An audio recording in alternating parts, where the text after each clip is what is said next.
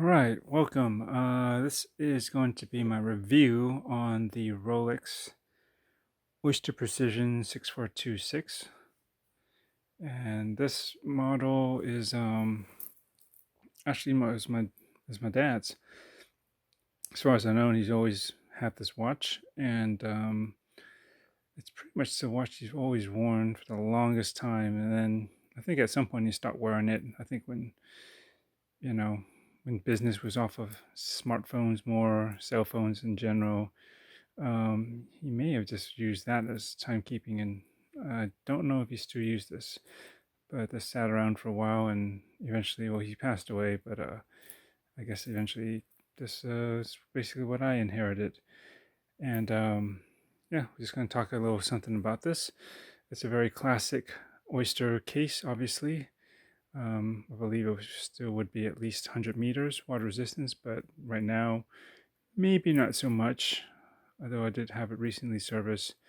Oh, 2 years, maybe just under that ago from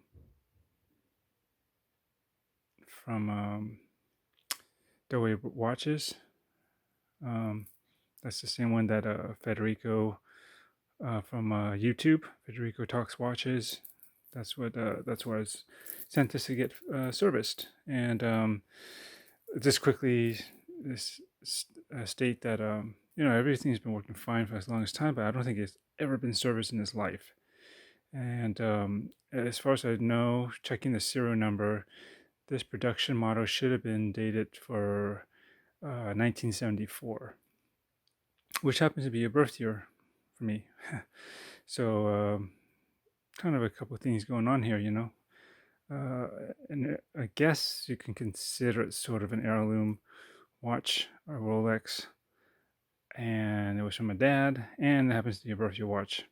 So there are some significant things here, one could say. But yeah, so for a watch that's about as old as I am, I guess, 40 plus years, I don't think it's ever been serviced until that time about a couple years ago. I brought it to Delray, sent it there, and they fixed it because one, it probably needed it, although it was running fine for a while. But then after a while, trying to set the time, I could feel like as it was setting the time, there's a little kind of grittiness to something in there. It just did not feel right. It should not feel gritty just setting the time. So I forget what it was, but I think some sort of gear broke, or one of the tooth or cogs in there that is for setting the time. I forgot the details, but something like that. And they replaced it with genuine Rolex parts, and uh, fully overhauled it. And yeah, it's running about as good as such an old watch can. I think last I remember, it's about minus 12 or 16 seconds per day, somewhere around there. But overall, basically keeps pretty good time.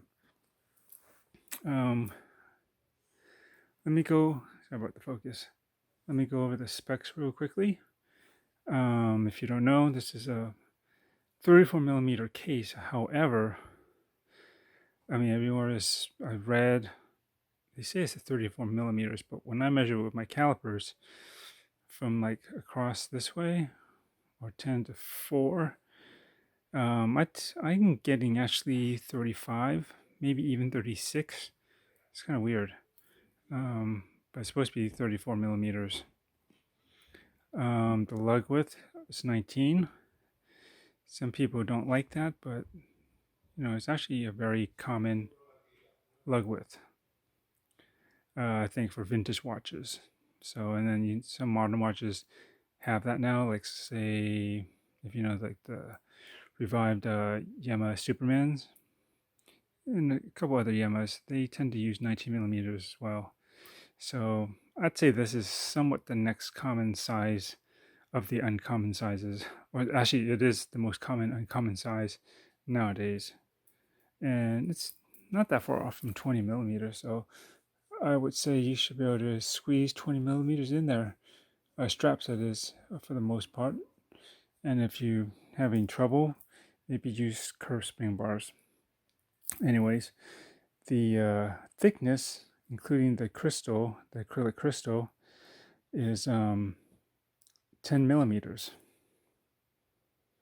That's the top. And if you minus that, which this actually adds about 2 millimeters, then you're looking at about, I think I measured about 7 millimeters. So the case itself is pretty slim, and it's because it's completely mechanical, and it's just using the hand wound caliber 1225. I'll try to flash some pictures of it as we're talking up here.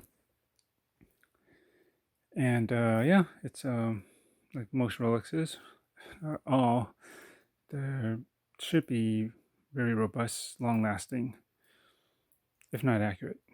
But of course, this is a older watch, and the more modern ones are definitely going to be much more accurate.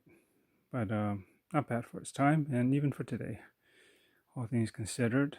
Lug to lug, I believe I measured. Oh, it's quite short actually. I think it's 40.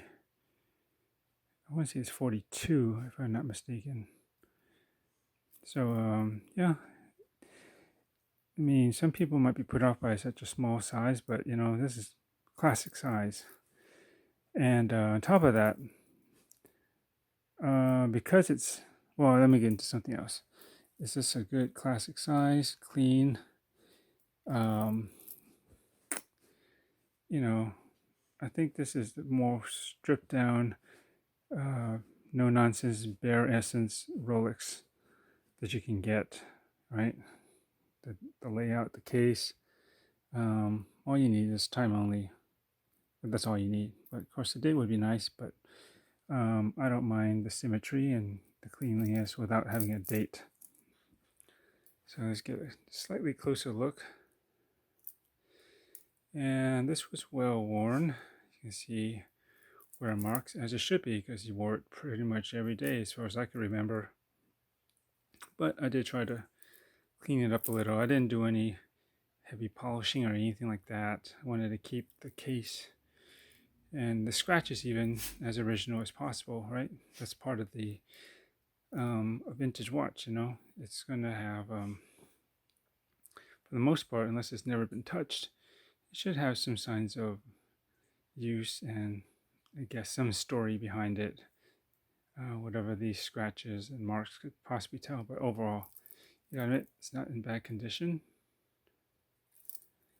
And definitely the crystal was scratched, but I used some poly watch, and that's probably the only thing I ever did to really polish anything on this watch to be looking new, I guess. Because and that really helped, just because it was the scratches, this kind of muddied and dulled the watch, and this really helps brighten it up and make it look clear. And since this, you see the dial real clearly, it just makes overall it makes it look refreshed and new. This is a screw down crown. Some people don't like that for a manual wind watch, but you can see here, there it goes. And let's just set the hands to where they should be to look good, which is usually around here. And you just screw it down. Not a big deal, but I get that because it's manual wind, you're gonna have to open up the crown and use it more often, and thus put more wear on the threads and the, I guess, the gasket in turn, right? Because you're opening and closing it. You know, if you do wear it all the time, you know, quite often. But whatever, you know, bring it in for service, get it renewed, and that's it. But you know, something like this, I don't know if you really need to get it super water resistant or tested. And because it's manual wind, and because it's compared to some of my modern watches, it's not necessarily the most accurate watch anyways. and because it's petite nature at 34 millimeters, I've kind of reserved this as either a special occasion or basically when I feel like dressing up. I would put this on the leather strap, and it actually looks, to me, actually, I kind of prefer it on a leather strap. It just looks more uh, elegant, looks a little more classier. I'll show you some pics of that. I mean, the most nicest one is like a croc style strap, which hopefully it'll be showing right up around here now, just in black. So it's just classic black and silver. And I have done it with a gray colored one and some others, but I think in general, if you look at that, that looks like a good dress watch. You know, time only, and silver dial, clean, no date. It's slim, small, and yeah, that's all you pretty much need for a dress watch. And so it's, I think, you know, for something like this, that's maybe its best use. You know, if you don't use it every day. And so yeah, as far as I know, this should be the original bracelet.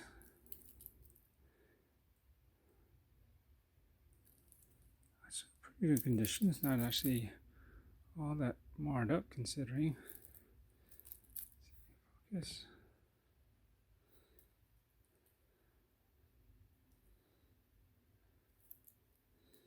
And it just locks. If this ever gets loose, it's not that hard to adjust this to retighten it. If you're familiar with these types of clasps, all you basically do is give it a little bit more of a bend, and it'll actually make it snap a little bit more firmly and I guess more securely. You got plenty of micro adjusts, and as far as I know, that's pretty much the only way that you're gonna be able to size this guy is through here. Because when I look at this, I don't know how the heck you would even go about replacing the links, removing or adding any. It's just the way the style is. I don't know, maybe there is a way to do it, but I kind of doubt it. I think this is basically the way you would do it. And perhaps, I'm not an expert, but maybe you can get these in different sizes. So if your wrist was too small, maybe they offered one that's larger to fit your wrist, so there's actually more links, and then you can get it to fit better. But I'm not sure about that. I think I heard or read that somewhere. That's how you can maybe get a more sizing options where the stock bracelet is by actually getting it, buying it, or replacing it with one that has more links. But yeah, that's pretty much it. How long is the power reserve? You know, I'm not sure. I'd say it's pretty average. About 2 to 3 days at most, if even that, I think. But that's something I have to look up. Sorry, I didn't get into that. Let's just put this on my wrist just to show you. Oh, by the way, I had this on. House in Shark Diver in 38. That's my wristwatch check. And my wrist is just under 7 inches. I like to note it as 6.875. So just a hair above, like an 1/8 inch above 7 3/4. There you go. It's about how loose I like to have it on this particular style. It's very light. I don't like to have it too loose. I hate it when the watch ends up going back out this way. It really is kind of a peeve. So I generally will wear a watch tighter just to avoid that. But I think this is about right. Back up. I mean, you put everything in perspective. I mean, really, it's not that. I mean, you get used to looking at a smaller watch after a while. You know, especially when I'm used to wearing, well, I used to wear a lot larger. Like, yes, I was in the 50, 48 millimeter range for a while, but that was way back. Not too way back, but long enough. And then my more recent revival into watches, I'm kind of hovering at 39, 40, maybe 41. I actually tried to avoid 42 and up, but there are some exceptions. And so, anyways, with that in mind, with a watch that's 34 millimeters, it's quite a bit smaller. It's not really that bad. I'm just trying to see if I can zoom out here. You hear those nails? That's my dog walking around. Sorry. Right? It's actually not that bad. You just, it just takes a while for your eyes to get acquainted to the more diminutive size, but it's not dinky, you know. And it's very comfortable. So this is, hollow folded links and a hollow end links. It works. It's light. It's comfortable. It tapers really nicely down. Gosh, I can only imagine this is probably, if this is 19, this is probably, what, 13? But yeah, it's secure enough. I've never had this fall off accidentally. There you go. It's got nice applied indices, of course. And because I was thinking I was going to keep this watch for a while, the loom has been long since dead, obviously.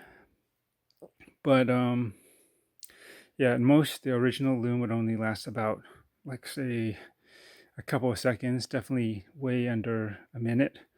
And I was thinking, if I'm going to potentially wear this more often, I'd like to give it some more use. Like its original use with a active loom that actually works. So to restore that, I didn't want to pay Rolex to do it. I did it myself. And basically, the loom had patinaed a little. It was kind of off-white, a bit creamy, but not like super orangey, but just enough. And basically, I got a loom kit from eBay. I think it's Watch Loom Paint or something like that. And they come in different colors and stuff. But I got one with the patina kit, and you can just kind of custom mix it to get the patina that you like. And I just needed just a dab, a little bit to just warm it up, and it looked pretty darn close, I think, to the original loom that was on there. And the thing about these, um, the way it was loomed and applied onto the dial, I think this was all vintage Rolexes. It wasn't with a lot of the most precision.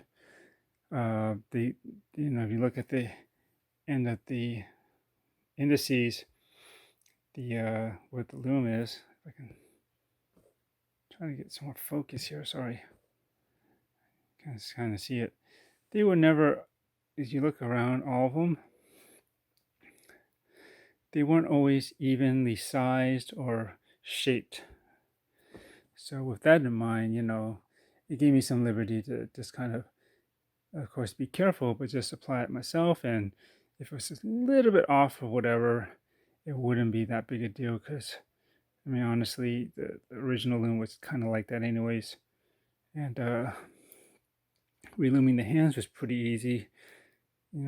I did remove all the old one and apply it. I don't paint over the old stuff. That's kind of stupid. But yeah, this is pretty easy. That's very thin. You just carefully scoop it out from the back, clean it up, and then apply it. And this one's pretty easy to do. I'll try to show a loom shot later. Oh, let's see what I'm doing right now. Hang on. Okay.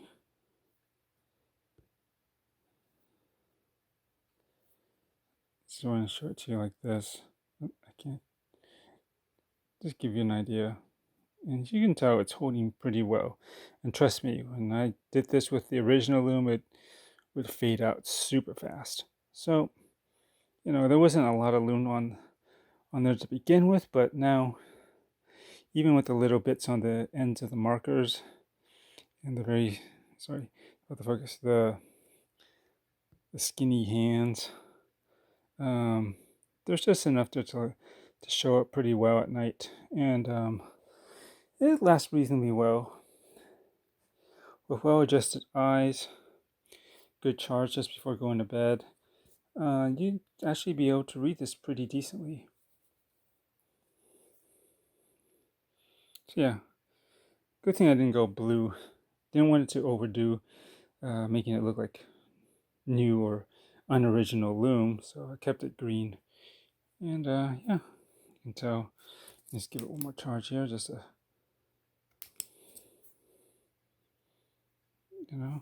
works pretty good. Okay.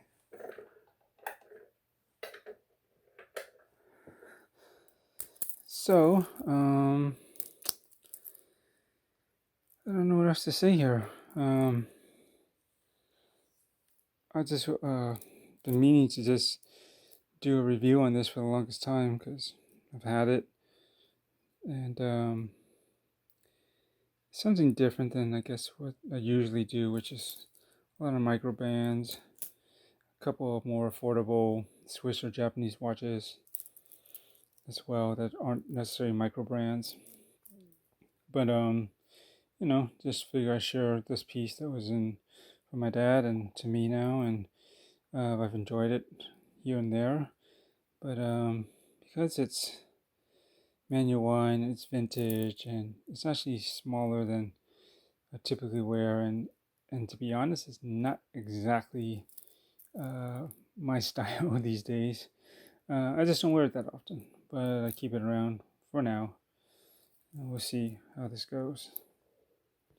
I mean, it's classic, and can't go wrong with a Rolex, right?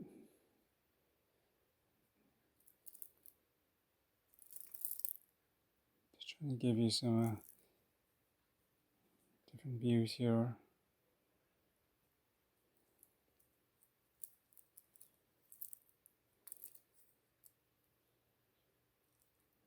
So yeah, and look, they should really keep drill through lug holes on the Rolexes. It's just something I appreciate since I personally, if you see my channel and the other stuff I do a lot of strap changes. So these are very good ideas as far as I'm concerned. All right, rambling off enough. I think I said all I needed to say about it. Yeah, well, enjoy, and see you in the next buy.